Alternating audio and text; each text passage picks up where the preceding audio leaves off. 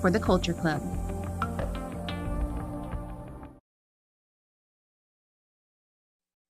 KUAM News Hotspot is brought to you by Pacific Points. Do more, get more.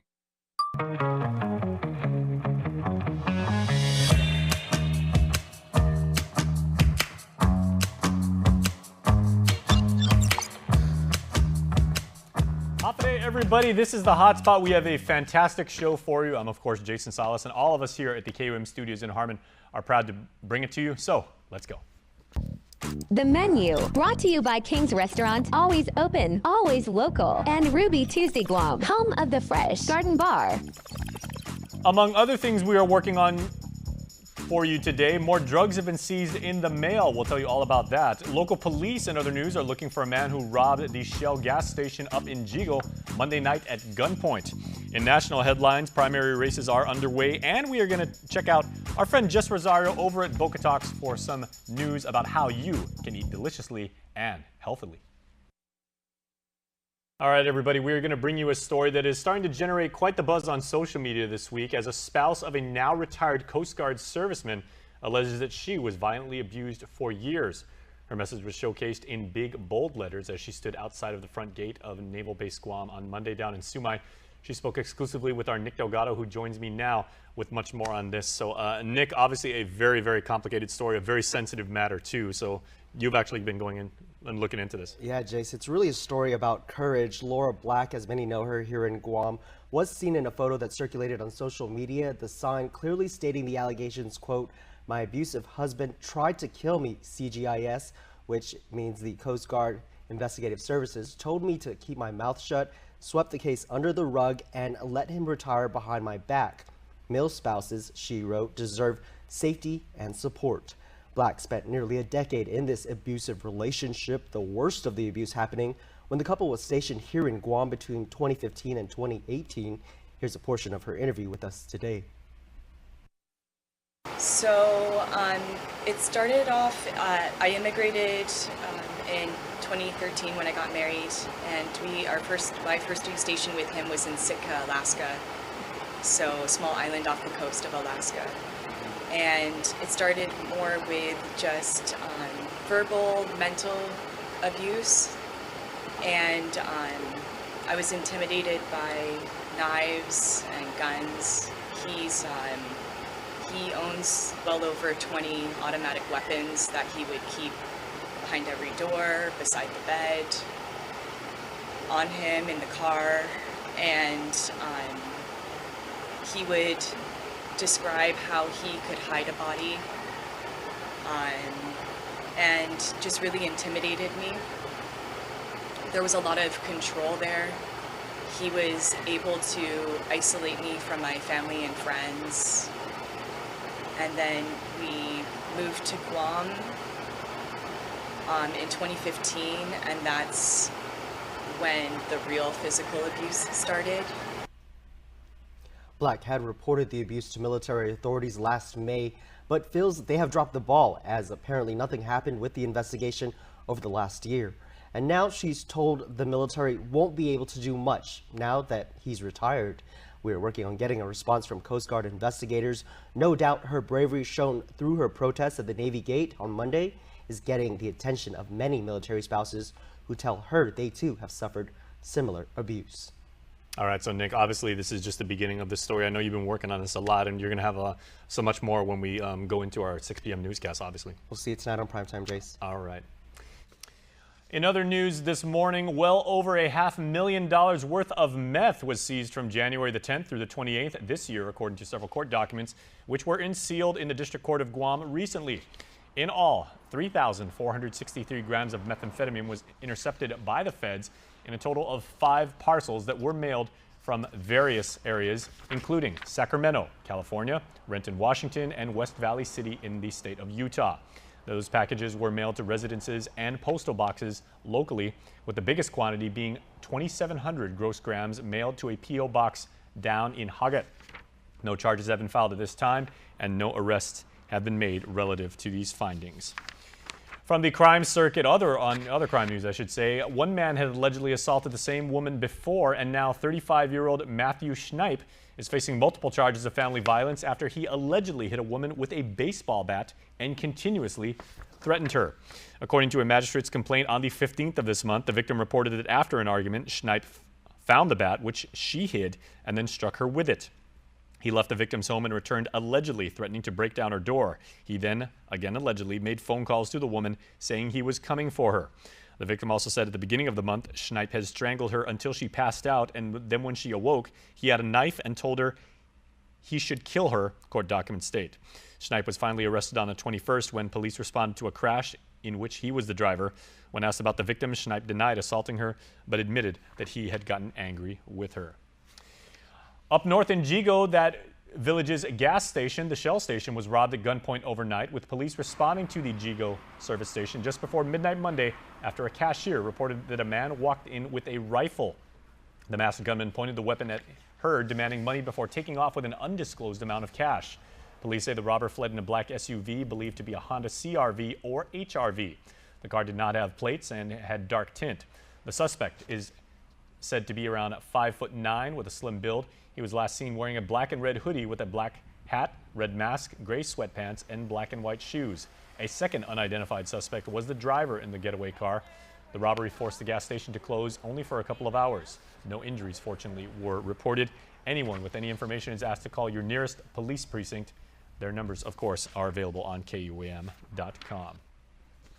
Well, it is primary day and voters are casting ballots in Florida, New York, and in Oklahoma. The results in all three states could have major implications for both parties in terms of the next Congress and possibly the next presidential race. As voters and candidates head to the polls in Florida, Democratic gubernatorial hopefuls say the stakes couldn't be higher. The entire country is going to be watching, all eyes on Florida. This election will determine who gets to take on Ron DeSantis. Former Republican Florida governor turned Democratic Congressman Charlie Crist and State Agricultural Commissioner Nikki Fried are considered the frontrunners in a primary race that will determine who takes on incumbent Governor Ron DeSantis. He's running unopposed on the GOP side. Considered a top Republican contender for the 2024 presidential race, DeSantis has pushed education as a major issue in recent local and national appearances. Floridians want our school system to be about educating kids, not indoctrinating kids. While his Democratic rivals have made abortion rights a key issue heading into November. A woman's right to choose is on the ballot. We've got strength not only in younger votes, but of course women vote. In New York, redistricting has pitted two top Democrats and longtime congressional colleagues against each other. Current House Oversight Committee Chairwoman Carolyn Maloney is in a contentious fight with Judiciary Chairman Jerry Nadler, both first elected to Congress 4 decades ago. I want to go back to Congress. It's very unfortunate that we're going to lose one committee chairman. In Red, Oklahoma, voters will move closer to replacing retiring U.S. Senator James Inhofe. For the Republicans, it's Congressman Markwayne Mullin versus former State House Speaker T.W. Shannon. The winner faces Democratic ex-Congresswoman Kendra Horn in November. Natalie Brent, CBS News, Capitol Hill. All right, let's get you up to speed on the latest with Guam's COVID count. As last night, the number of cases dipped in the last day, so says the Joint Information Center.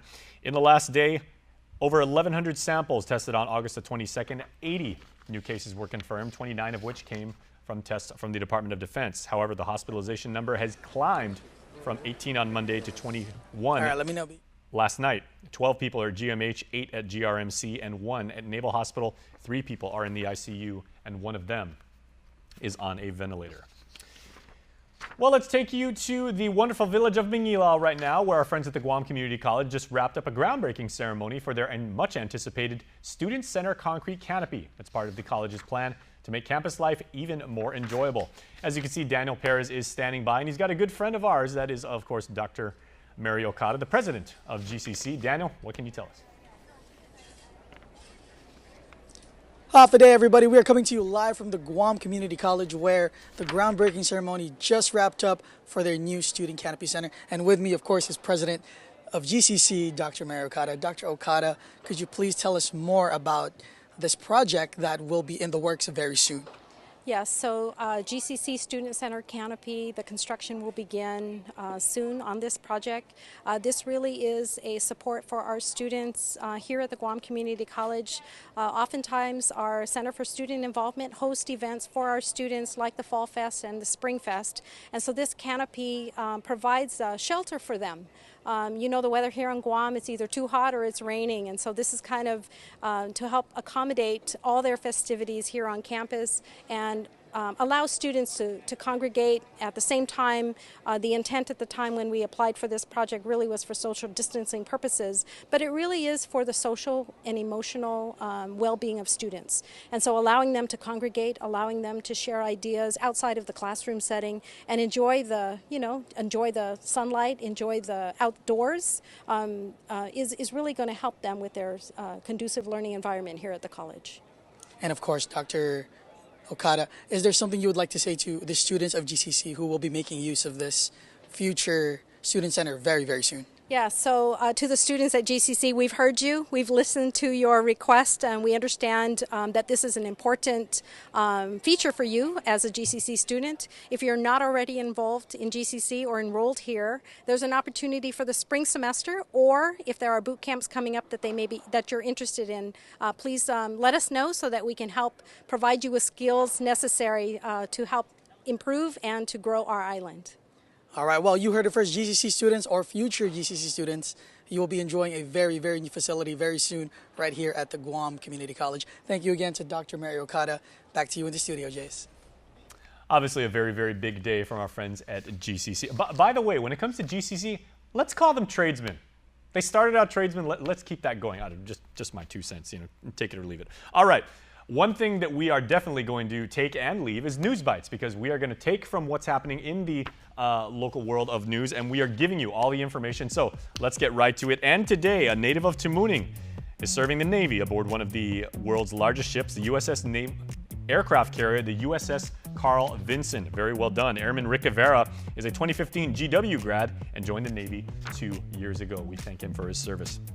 A native of Petey is also on board and serving on the Carl Vinson. Also, Lieutenant Commander Camille Pizarro is a 2008 Department of Defense Guam High School grad and joined the Navy a decade ago. Thank you very much, ma'am. And Starbase Guam at the Guam National Guard Barrigada Readiness Complex is back in session. Starbase is a supplementary educational program sponsored by the Office of the Assistant Secretary of Defense for Manpower and Reserve Affairs, where students are challenged with a variety of hands-on, minds-on approach to STEM disciplines. And congratulations to former Guam resident dancer and choreographer Rusty Estrelado for being selected to the Golden State Warriors Dance Team Blue Squad. Very nice. World champs. I like that. Even more reason to cheer and to watch the Warriors when the NBA season starts. Congratulations to Rusty for that.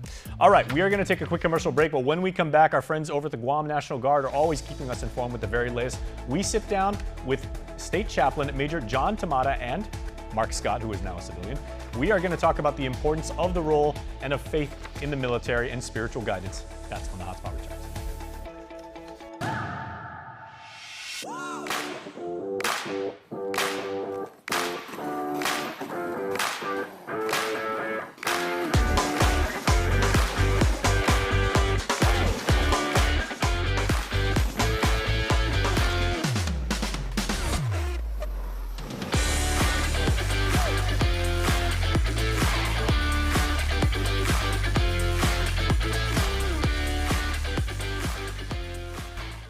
Say hello to the First Hawaiian Bank mobile app. Got a question about your finances? You've come to the right place. Bring all your accounts together, even those that aren't with us, and see the big picture, right down to the smallest detail. Unlock powerful tools like Insights and Money Map that help you save time and take control of your finances. When you connect accounts with the First Hawaiian Bank mobile app, it all starts with yes. I am Vera Charlotte Mendiola, and I am voting for Joe. I am Danny Blas. I am voting for Joe. I am Sarah Babauta Chargolef Taitano, and I am voting for Joe. My name is John Ria Taitano, and I'm voting for Joe. I am Emily Caceres, and I'm voting for Joe. Ako po si Junel Ombrero. Iboto po natin si Joe. My name is Anthony James Sebastian Wolford, and I am voting for Joe. I am Edith Bloss, and I'm voting for Joe. I'm Richard Santa Nicholas, and I'm voting for Joe. Everything the right way. Lunches, snacks, we got diapers for baby girl. Oh, 7:15, we gotta go. Bread, milk, gas for work. Remember to grab Joe Boy a birthday present.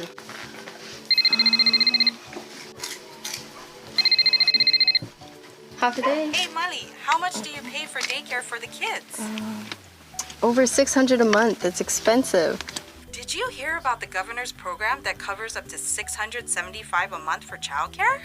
Wow, that would be a lifesaver with the rising cost of everything. Check guamchildcare.com to apply. We qualified. I even booked an appointment for someone to walk me through the process. guamchildcare.com. Okay, thanks. I'll apply today. This ad is paid for with federal funds administered by DPHSS.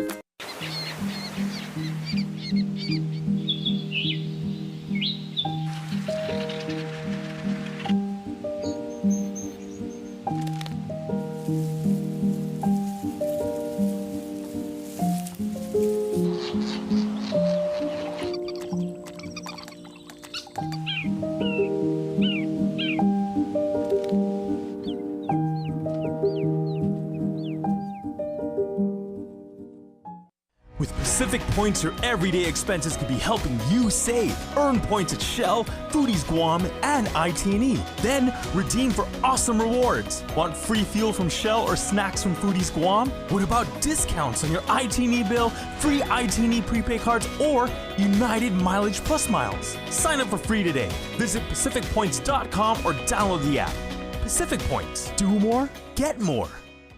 Subscribe to our KUAM News Digest, our weekly email newsletter with all kinds of information straight to your inbox. Just subscribe and we'll make sure to keep you informed and entertained with news from the KUAM News team, what to watch on NBC and CBS, and the latest promotions from KUAM Communications. Go to KUAM.com, click on the newsletter tab at the top of the homepage, register, and you're all set. Brought to you by Uno Go, Guam On Demand. Welcome back, everybody, to the Hotspot, because I have been really looking forward to doing this next interview. I've had the great honor and privilege of interviewing so many members of military over the years that I've been here at KUAM, all the way from privates all the way up to generals. I've never actually interviewed a chaplain before. Well, I get my dream today because we have here the state chaplain for the Guam National Guard, Major John Tamada, and then newly retired Captain Mark Scott. Just regular Mark. So now just Mark. Nerd is fine. And I'm glad actually you're letting the ranking officer sit on the outside, Mark. Very well done. They all outrank me now. Well, it's good to have both of you gentlemen here. Thank you for giving us some of your time. And Chaplain, very nice to meet you. Thank you for having us. Okay. For the uninitiated like myself, we always know that chaplains, they serve a very distinct purpose in the military, obviously for spiritual guidance, but what exactly is your mission and your ministry? So we have several missions. Like one of the statements that people usually use is bringing soldiers to God and God to soldiers. And like a three phrase that we usually try to align all our goals with is enrich the living, care for the wounded, and also honor the fallen. So in some sense, we're always trying to fulfill all those mission statements. Now, I'm going to talk about your training and just, it is rather lengthy to go up to become a chaplain in the military. But you are, your role and your colleagues, it's non-denominational. So a lot of people say okay, well, do you have to have a chaplain, that's a priest, and a chaplain that's an imam, and a chaplain that's a rabbi? But your nature is to be non-denominational, correct? Actually, we have to be endorsed. So it is specific. So there is an imam chaplain. There is a priest, a Roman Catholic chaplain, and then also there is a Protestant chaplain. There is a Buddhist chaplain, I believe, as well. Okay. So, but in terms of our roles, one of our unifying roles is, of course, being able to function and endorse a pluralistic environment. So we're not necessarily there to proselytize, but encourage the practice of faith and the freedom of expressing that faith as well. What are some of the most common jobs that you do, or when you talk to soldiers and airmen and everything like that, in giving just spiritual guidance, because you are a soldier obviously yourself too, and you believe in esprit de corps, and and motivating the soldiers, making them have that focus on the mission so that they can get the job done. What are the conversations you tend to have? Oh, a myriad of conversations, but it's always an honor and a privilege to be with them. I think when you think of a minister, you usually think about someone who's preaching, but the most common activity is actually counseling one-to-one with soldiers, at least from my experience. In terms of topics, it could be from family, grief, just even thoughts of suicide, just trying to, or premarital counseling, marriage counseling as well. So it's a myriad of things that a soldier may come to a chaplain requesting for support or help. Yeah, so again, your mission and your ministry, the scope of jobs that you are called upon to do, and as I understand it, you also, like you said, care for the fallen. So if a particular soldier or the family requests, if you are called upon to deliver like last rites and everything like that, that's a service that you do as well, right? Yes. So with the part of our mission is to accompany casualty notification officers as they, like if a soldier dies, then we accompany a notification officer to a soldier's family's home, and we provide, if needed, support, religious support and comfort to the family. The notification officer is the one who actually delivers the news, but I accompany that officer, and I also connect with that family. So that allows me to have the ability and possibly the honor of actually providing the service to the family, if they so desire. Now, because of the nature of of these conversations and the relationship you build with all of the soldiers and airmen under your care, if I may phrase it like that, I would assume that like continuity and consistency are paramount. So do you get stationed to a particular military installation for longer than maybe? I know you're with the Guard right now, so basically Guam is your home. But like, say, do chaplains tend to rotate in and rotate out like less frequently than other? No, they rotate frequently. I mean, but in terms of the chaplaincy, in contrast with the medical or the JAG or the lawyer, they have their roles. Like the medical doctor would have their role in the hospital, or the lawyer would have their office. But the chaplain actually has the privilege and honor of actually being with the soldiers. Like, if one way of saying it is to be embedded, like a journalist is embedded with a unit, and so is a chaplain's always embedded with a unit. So in the Guam Army National Guard, there's four spots for chaplains. There's the 1st 294th Infantry Battalion has a chaplain slot. 105th Troop Command, that's where I'm at right now. And there's the Garang element that has Chaplain Crosley is in that spot, and the Air Guard is also needing a chaplain as well. So those are the 4 slots. Okay, so I'd like to come back to you, Major, in just a moment. But Mark, from your perspective, right, like how critical are these services that these chaplains provide to, again, to maintaining the motivation and the focus of our troops as you carry out your duties?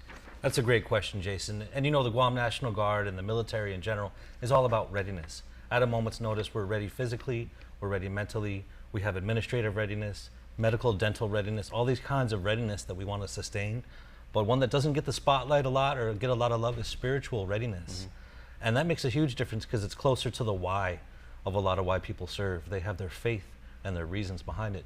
And that's one of the things the chaplain brings, whether it's just saying hi to troops that might be in the field, folks who haven't seen their family in a long time. The presence of a spiritual leader like John here can really make the difference in someone's day and their life and their career, really. So it's huge, a little bit underrated. We don't give them enough love, so that's why I thought I'd bring John by here today and show the soldiers, the airmen listening, the families listening, that not only is it a way to serve, but it's also a means of support. It's a way to reach out if you ever need some spiritual guidance. John in the Chaplain Corps is always there. Now, Major, if I may, one thing as a civilian I've also noticed is chaplains always get the really good parking spaces too. You guys are right there next to the generals, from my experience. Yes, actually, we have a really awesome parking spot by the hospital, though. But that's, I think, so that we can visit the those that need visiting in the hospital. Right. But Now, yeah, the parking spots are pretty cool. Now, you don't work in shifts, obviously. I mean, you may have, your time on and time off, but a chaplain's work is truly never done. Yeah, it's 24/7. But it's again always an honor, always a privilege. Absolutely, and a calling, I would say, not only from the military, but from the general like upstairs. Let's talk about training. So if one felt that they felt a calling and they said, I believe that I am I am a man of faith, whichever denomination that may be, and I also want to serve my country and serve my island, how would they actually begin to consider a career as a chaplain? First, they can contact me, but you do need an undergrad, 120 credit undergrad, and then you also need a 72 credit master's and some work in ministry as well. There is a possibility of actually coming in as a chaplain candidate where you have just completed your undergrad and you're going to pursue your master's as well. So there's that possibility, but honestly, I would go to your elders or those that are spiritually mature, ask them about your desire and your calling. I think that calling shouldn't just be internal, but externally affirmed as well, and as well as in terms of opportunity as well to minister. And all chaplains are officers, as I understand it. So, and chaplains are typically, they skew a little bit older than you typically don't see like some E1.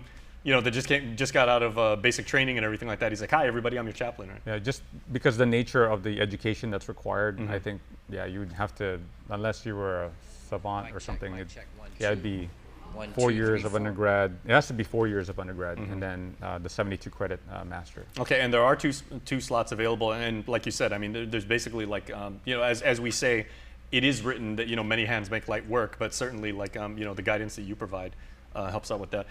Can you talk to us, Major, real quick about balancing that, what can be, I'm assuming, like a very delicate nature between the fundamentals of faith and your duty as a soldier, and being called out to possibly do some very emotionally and spiritually like really, really heavy things, and and where do you come in as a chaplain to kind of like keep that even keel? Yes, for sure. I always pray a lot. Doesn't look like it, but I pray a lot. I might not be praying externally, but I'm praying internally. Amen. But in terms of like, especially when you don't know how the family is feeling, I think a sense of like that whatever the situation is, it's not about me. I personally, I think it's about Christ and how can He be glorified, and just how to serve that family or that individual. It's not about my agenda necessarily that needs to be accomplished. There are always very delicate matters and situations that I do come into, and honestly, it always surprises me. And I do ask individuals for support, especially like senior chaplains, and if there is time to actually ask them. Sometimes there are situations where there's not a lot of time, and you just have to go. Are there female chaplains? Sorry if that's a completely like ignorant yes, there question. I've never met one myself. Chaplain Moore was a chaplain in the reserves maybe about 4 years ago. So they just have to have an endorser that endorses, is able to endorse them, that the military accepts. Okay.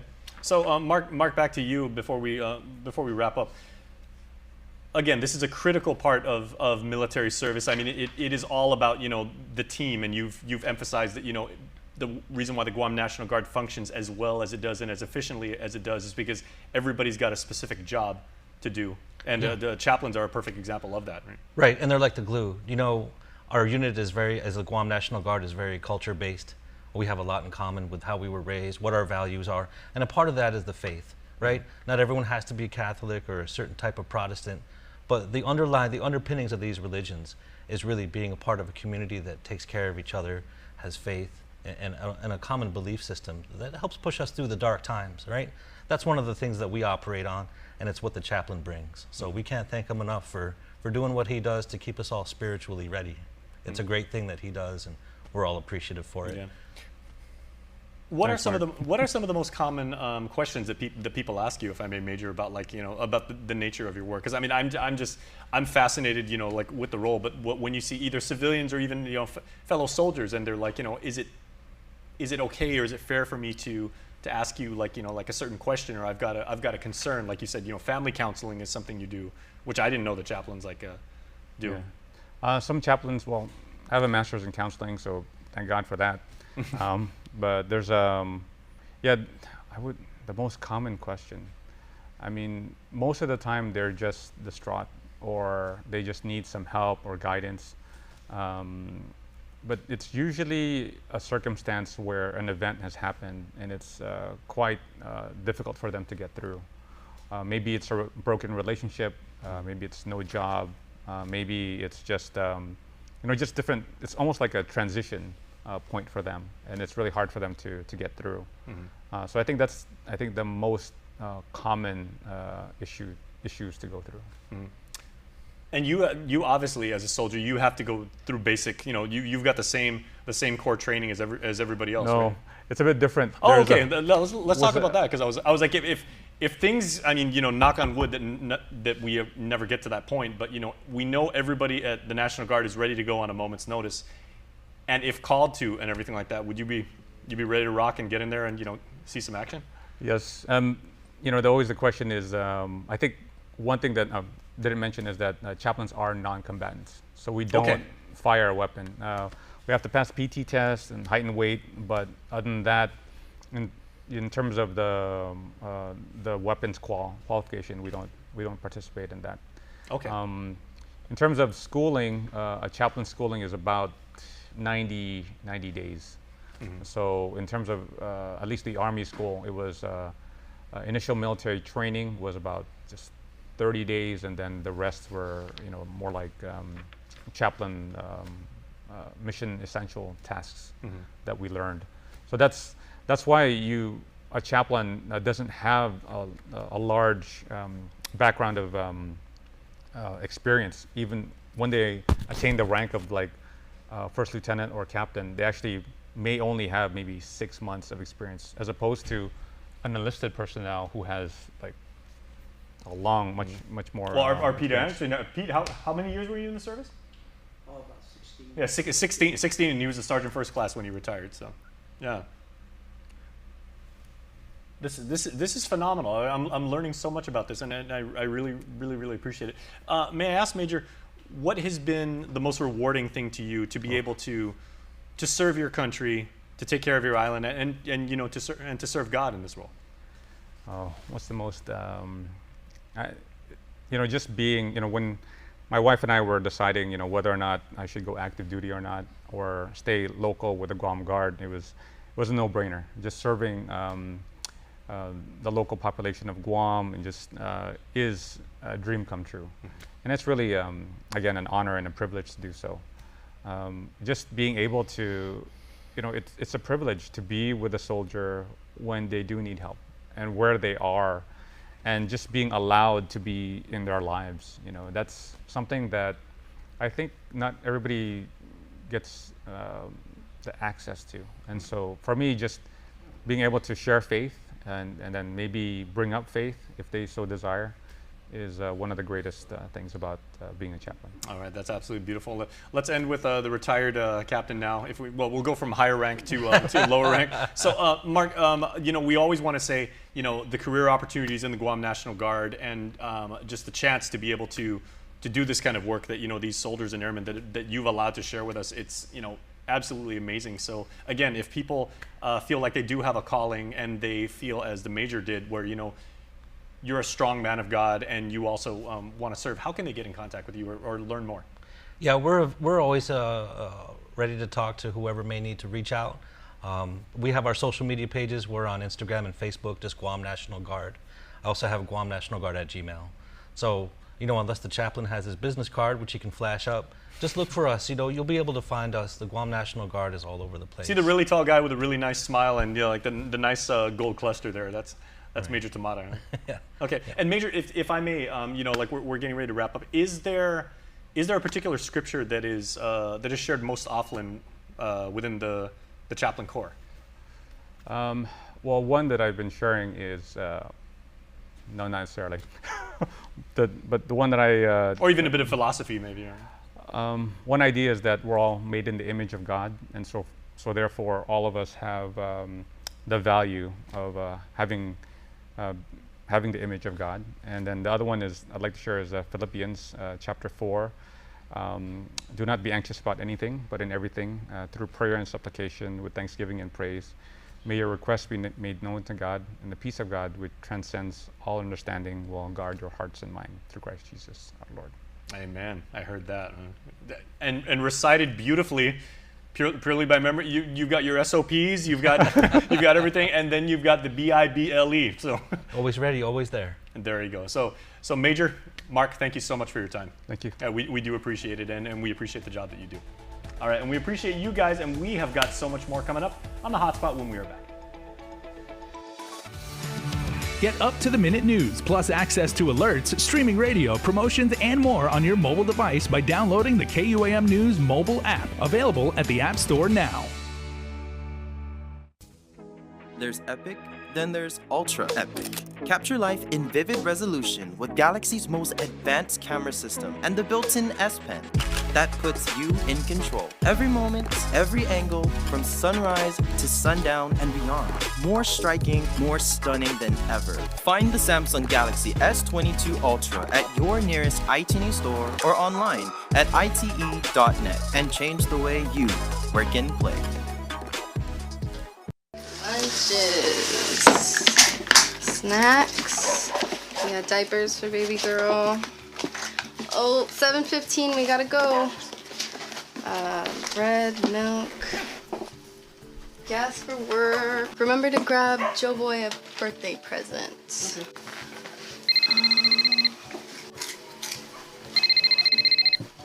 Half a day. Hey, Molly, how much do you pay for daycare for the kids? Over $600 a month. It's expensive. Did you hear about the governor's program that covers up to $675 a month for childcare? Wow, that would be a lifesaver with the rising cost of everything. Check guamchildcare.com to apply. We qualified. I even booked an appointment for someone to walk me through the process. guamchildcare.com. Okay, thanks. I'll apply today. This ad is paid for with federal funds administered by DPHSS. Say hello to the First Hawaiian Bank mobile app. Got a question about your finances? You've come to the right place. Bring all your accounts together, even those that aren't with us, and see the big picture, right down to the smallest detail. Unlock powerful tools like Insights and Money Map that help you save time and take control of your finances. When you connect accounts with the First Hawaiian Bank mobile app, it all starts with yes. The KUAM Care Force, along with partners Guam Animals in Need and the Booneyfly Project, are asking you to join NBC Universal in their nationwide effort to clear the shelters this August. We're encouraging our community to get involved, donate to these organizations, and adopt and foster pets to help our growing stray animal population on Guam. For the 8th consecutive year, NBC is raising awareness and funds in their local communities to support animal welfare. Since its inception in 2015, Clear the Shelters has helped more than 700,000 pets find new homes. Join us all August long for live reports on KUAM News Hotspot and Primetime, special news series, My Pet's Story, a weekly series on KUAM Digital showcasing heartwarming stories of pets who found loving homes, weekly posts on KUAM social media platforms featuring pets in need of homes. Let's do our part to clear the shelters and support animals in need. Pacific Points is more rewarding with friends. Refer as many friends as you want. There's no limit. Referring friends is fast and easy. Simply log into your account on the app or website, then tap or click on Refer a Friend. Earn bonus points when they sign up and make a transaction. Earn 100 bonus points for every friend you refer. Pacific Points. Refer friends, get rewarded. Subscribe to our KUAM News Digest, our weekly email newsletter with all kinds of information straight to your inbox. Just subscribe and we'll make sure to keep you informed and entertained with news from the KUAM News team, what to watch on NBC and CBS, and the latest promotions from KUAM Communications. Go to KUAM.com, click on the newsletter tab at the top of the homepage, register, and you're all set. Brought to you by Uno Go, Guam On Demand. We are back, everybody, and I truly, truly hope you really got as much out of that last interview with Major John Tamata, of course, the state chaplain for the Guam National Guard, as I did. I've always been fascinated with the role of chaplains in the military and the training they go through. So make sure to check that out. We put each interview here on the Hotspot up on YouTube as individual interviews, and we hope you enjoyed it. I mean, it's always been a dream of mine to interview a chaplain. So, top of the world, Ma. All right. Well, we are going to head down to Boca Talks, the Boca Box, I should say, where Jess Rosario is giving you another lesson in how to eat and have a wonderful, healthy lifestyle. Jess, what do you got for us today, man? Hafide Guam. Welcome back to the HotSpot at the Boca Box. I'm Jess Rosario. I am the nutrition professional and owner here at the Boca Box, and we're still in school. And I wanted to take some time to talk to you guys about feeding your student athlete. Now, I'm a father of 3, and 2 of my kids are athletes, and they play for their schools. My daughter, Lola, she plays rugby for Academy, and my son, Logan, he plays football, and he wrestles for Father Duenas. And I know how important it is as a parent to want your kids to succeed and to do good in their sport, but more importantly, I think it's very important that we teach our kids that once they start playing sports and once they start being physically active, they're on a whole different level. Now they have to not only do their schoolwork, they not only have to stay healthy, but they also have to eat in order to be fueled properly so that they can perform their sport in the right way. Now, when I start talking to my kids about eating to perform, and I put that in their head all the time because, they're high school kids. They're very self-conscious about the way that they look. And eating for looks and eating for performance are 2 separate and totally different things. And I try to drill into my kids' heads that eating to perform is the goal. Now, what does that mean? Well, as a student athlete, you don't want your kids to eat little, and because once they step on the court, once they step on the mat, once they step on the field, they need to have the energy and they need to be able to sustain their physical abilities so that they're performing at their optimum. And how do we do that? Well, I'm going to talk about things that they can do, things that you can do as parents to make sure that your kids stay very fueled the right way. We'll talk about timing, we'll talk about different types of food, we'll talk about hydration, and we'll talk about really what the goal is when it comes to student athletes. Now, once we start looking at eating right, when we start looking at our kids to eat right, we have to go back to the basics of nutrition. Now, for kids, and especially for athletes, they're in a whole different caliber. They're not regular students that go to school and that are studying and just going through their normal day. They have a busy schedule with practice and with games on the weekend and so forth. So they need more. They need more fuel and they need more food. So when I start to make the meals for my kids, I always make sure that, again, we go back to the basics, that they have carbohydrates, which we get from good sources of whole grain products, whether that's brown rice, quinoa, wheat breads, or even fast absorbing carbohydrates like white bread and white rice. I have that on their plates, as well as good amounts of protein. Now, you don't have to go overboard on the protein just because they're athletes. You need to give them an appropriate amount. And for me, I like to look at my kids' weights and do about 1 to 1.5 grams of protein per body weight. And, that can get very confusing with all the math and stuff. But just make sure that they have good amounts of protein on their plate, but it's not overwhelming for them.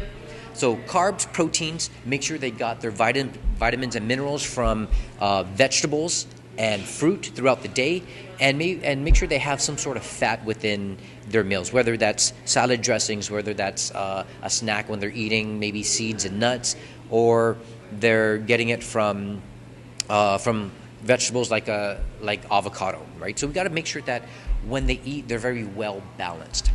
Another thing that's very important, besides just making sure that they're eating very well balanced, is timing, right? Timing plays a big role in student athletes. You don't want to overfeed your kids. You don't want to underfeed your kids. I like to always look at my kids' schedules because it's very consistent, right? They go to school, then they have practice, and then they come home. So I tell my kids that the biggest meal that they should be eating is the meal they eat before practice.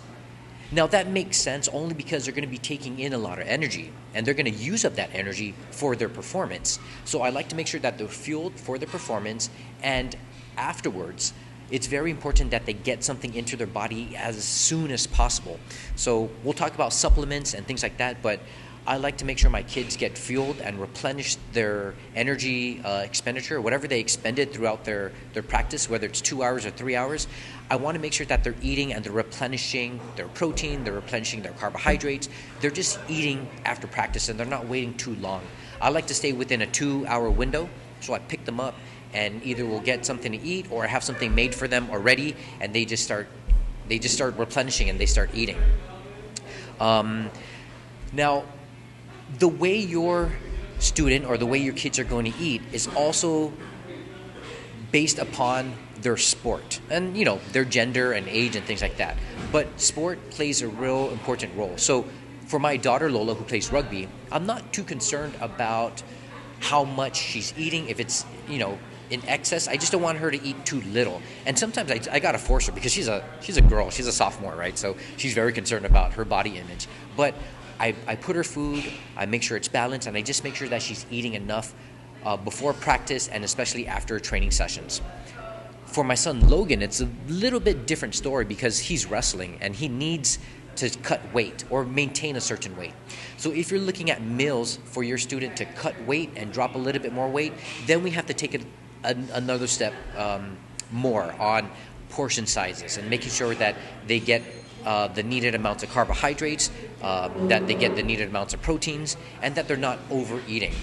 For me, timing plays a big role in that. I always make their biggest meal before practice, and then I'll kind of figure out where Logan's weight is and whether or not he can eat more than he needs to, or whether we need to pull back a little and just, you know, cut out the carbs or focus on just protein and salad and fruit and things like that. So keep that in mind. The way your kids are going to eat also is dependent upon the sport that they play, right?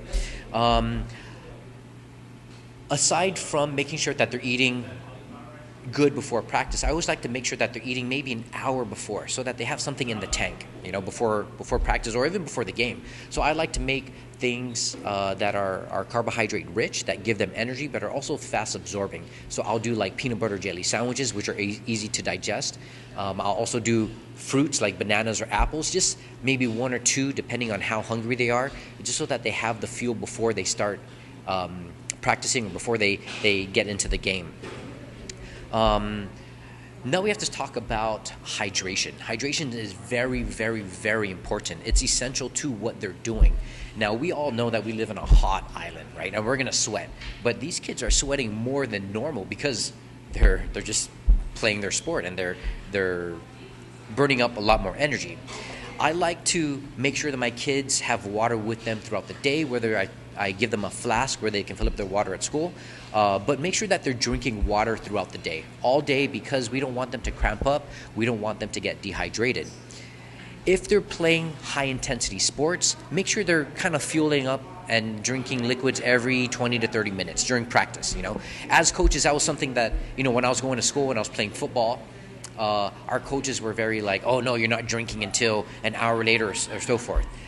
For me, that's a wrong mentality. You got to make sure that your athletes are very hydrated so that, you know, nothing bad happens to their body. They're not cramping up and they're not getting dehydrated and run into further problems. So every 20 to 30 minutes, I like to make sure our athletes are very well hydrated. I make sure that my kids are hydrated. I give them a flask or give them water bottles or whatever so that it's readily accessible to them.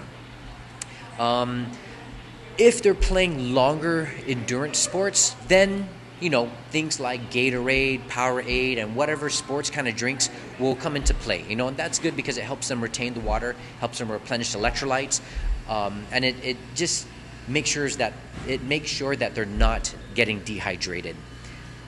But also, one thing you need to consider when it comes to hydration is also salt loss.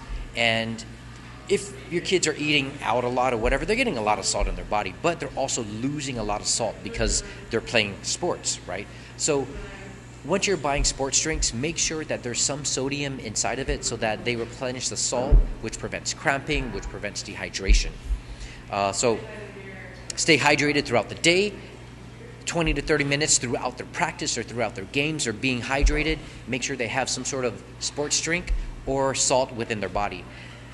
Also, if you're going to take supplements, make sure that the supplements don't replace a meal. It's exactly what it's called, a supplement, to support and supplement the meal that they're eating. Just make sure that they're eating right and they're fueled enough for their sport.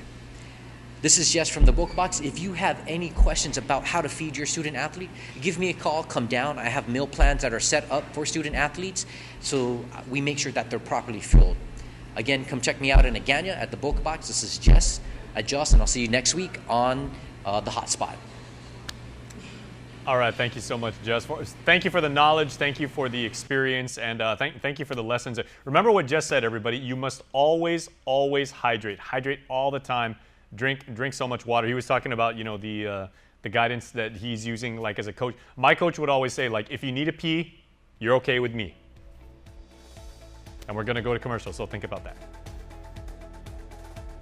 Subscribe to our KUAM News Digest, our weekly email newsletter with all kinds of information straight to your inbox. Just subscribe and we'll make sure to keep you informed and entertained with news from the KUAM News team, what to watch on NBC and CBS, and the latest promotions from KUAM Communications. Go to KUAM.com, click on the newsletter tab at the top of the homepage, register, all set. Brought to you by Uno Go, Guam On Demand. The KUAM Care Force, along with partners Guam Animals in Need and the Booneyfly Project, are asking you to join NBC Universal in their nationwide effort to clear the shelters this August. We're encouraging our community to get involved, donate to these organizations, and adopt and foster pets to help our growing stray animal population on Guam. For the 8th consecutive year, NBC is raising awareness and funds in their local communities to support animal welfare. Since its inception in 2015, Clear the Shelters has helped more than 700,000 pets find new homes. Join us all August long for live reports on KUAM News Hotspot and Primetime, special news series, My Pet's Story, a weekly series on KUAM Digital showcasing heartwarming stories of pets who found loving homes, weekly posts on KUAM social media platforms featuring pets in need of homes. Let's do our part to clear the shelters and support animals in need. It's Feed Me Fridays on KUAM News Hotspot. Good eats, good company, and beyond good chow. With Team KUAM checking out Guam's most tantalizing, tempting menu items every Friday on KUAM News Hotspot or stream online. Brought to you by Devondale, real milk from free grazing cows. Lunches, snacks. We got diapers for baby girl. Oh, 7:15. We gotta go. Bread, milk, gas for work. Remember to grab Joe Boy a birthday present.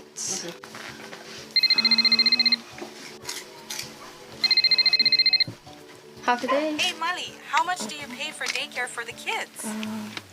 Over $600 a month. It's expensive. Did you hear about the governor's program that covers up to $675 a month for childcare? Wow, that would be a lifesaver with the rising cost of everything. Check guamchildcare.com to apply. We qualified. I even booked an appointment for someone to walk me through the process. guamchildcare.com. Okay, thanks. I'll apply today. This ad is paid for with federal funds administered by DPHSS. Say hello to the first Hawaiian Bank mobile app. Want a better look at your spending? With Money Map, you can automatically create budgets and manage where your money is going. Know when you have a green light, or when it's time to slow down. Maybe cook more meals at home this week. Set your goals, track your progress, and find your way to exactly where you want to be. With Money Map from the First Hawaiian Bank mobile app. It all starts with yes. Make the celebration of kindness and generosity a part of your life all year round. Watch Giving Every Tuesday on KUAM News Primetime on the stations and platforms of KUAM Communications. Each week will showcase a different charity, organization, club, or group doing their part to make our island a better place. Giving Every Tuesday is brought to you by J. Goodman, a happiness company. All right, welcome back to the show. We have some entertainment news for you now from the mainland. Enjoy what is going on in the world of wonderful stories shown on the silver screen. A new Netflix documentary takes a look at how Lori Vallow went from being known as a devoted mother and loving wife to being charged in connection with the deaths of her 2 children. 2 detectives come and knock on the door. Is Tylee or JJ here? I was like, Tylee, my sister? I call my mom and her phone's dead. In Sins of Our Mother, Lori's surviving son, Colby, provides insight into his family's backstory and why they believe his mother changed after meeting Chad Daybell. All 3 episodes of Sins of Our Mother premiere September 14th on Netflix. Sylvester Stallone is known for his action movies, and now he is a superhero. Samaritan's dead. I pick up garbage for a living, pal. Stallone plays Samaritan, an older superhero who is living anonymously as a garbage collector. When his 13-year-old neighbor suspects he is a living legend, the teen makes it his mission to get him out of hiding to help save their city. Samaritan comes to Prime Video August 26th. And the 6th highest grossing film in domestic box office history, Top Gun Maverick, is now available for digital download at home. It was an enormous, enormous task to get this movie to be as real as it turned out to be. And I think that's what audience love about it. They're watching and they're being part of being in an F-18. And we're telling them a story that has moved them emotionally. Top Gun Maverick is showing in theaters and available for digital download today. That's your Eye on Entertainment. Danya Backus, CBS News, Los Angeles. Okay, this is an interactive show, so myself, Mike Villagomez, our technical director, and Joe Sir, the man with the plan in the back, we want to know, what do you guys feel, how do you guys feel about that Sylvester Stallone now playing a superhero? I'm old, all right? I'm old and I'm old school, so, you know, don't leave him as Rocky. He's Rocky. He's Rambo. Well, Joe Sir said he's Judge Dredd, so I guess he's already done the superhero thing or the comic book thing. But how do you guys actually feel about that? He's Rocky, man. Rocky forever. If young people watching this, I know this isn't a show that a lot of young people are into, but if you get into Rocky, watch Rocky, because it's one of the top 3 movies that has ever been made in the country. That's absolutely for sure. All right, we want to tell you guys before we go about what we have planned for you for the election. Of course, you've got 2 more days to vote if you would like to, or actually 2 more days to get ready to vote, I should say. For those of you who already voted early over at the Westin, congratulations. The polls will open, of course, as they always do, at 7 o'clock in the morning throughout your village polling stations. Remember, of course, Dedido normally has 3 polling stations. This year, there are 2. You can find the article that we put on our website explaining why. But as far as our coverage of it, KUAM is going to go live on Facebook and on YouTube at 10:30 p.m., also on TV 8. And then we are going to be with you as we tally up all of the results of all of the races for gubernatorial, senatorial, congressional delegate, and, of course, Attorney General, the nonpartisan race, of course. So we got a whole bunch waiting for you if you are inclined to keep an eye on what is going on with the election race. All right, it is lunchtime for us. I know Mike is saying we got to go and get something to eat. Joe, you want to go with us to lunch? Just okay, there you go. So if you happen to see Joe Sir, Mike, and myself over at the food court in about 10 minutes, say hey and let us know you watch a HotSpot, because we do appreciate it. As for all of you out there, we hope you guys have a wonderful lunch hour, and we will see you tonight for prime time. Take care and have a wonderful day.